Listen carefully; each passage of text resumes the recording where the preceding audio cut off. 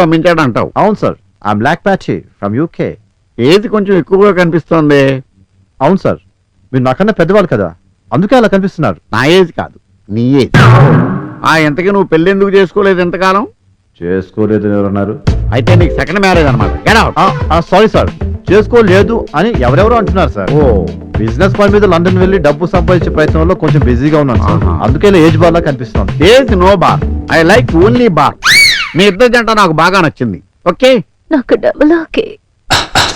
ఇదేంటి గాలం వేయకుండానే చేప ఒళ్ళో పడింది? అంటే ఒక్కసారి మా కజిన్ తో చెప్పి. అంతేలేవయా, గాలం వేయకుండా చేప చూడబడితే గబుక్కుని నీళ్ళలోకి ఇసిరాడంట నీలాంటోడు. ఏదో పెళ్లి చేసి అర్జెంట్ గా అమెరికా వెళ్ళిపోదాం అనుకుంటే ఆ ఒరే సెల్లు ఆ రామశాస్త్రికి రింగ్ ఇవ్వు. మా అమ్మాయి ఫింగర్ ఇచ్చుకునే అన్నారాయణ ఇంకొకటి చూడమని చెప్పు. నువ్వు ఉండవయ్యా షల్లు. అది కాదు సార్, అసలే మీ అమ్మాయి పిచ్చ పిచ్చగా నచ్చి మైండ్ బ్లాక్ అయి నేను కూర్చుంటే మధ్యలో ఇలాంటి డ్యామేజింగ్ డెసిషన్స్ ఎందుకు సార్? వచ్చే జన్మ కూడా వాణియా నా భార్య అంటాను. మీకేమైనా అభ్యంతరమా? ముందు జన్మ గురించి ఆలోచించు అబ్బాయి. నాకు అబ్బాయి అయినా అమ్మాయి అయినా మా వాణియే.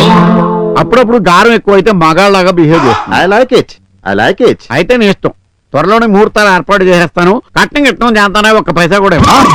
అంటే పెళ్ళి అయిన తర్వాత నాకున్న 60 కోట్ల ఆస్తి అమ్మాయి పేరు రాసేసి అమెరికాలో సెటిల్ అయిపోదామని. అప్పుడు నేను కూడా హ్యాపీగా సెటిల్ అయిపోతా. అంటే పెళ్లి చేసుకోవటం అంటే సెటిల్ అయిపోవటమే కదా uncle.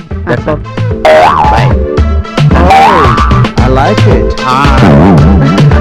See you, sexy. Bye. She's crazy like a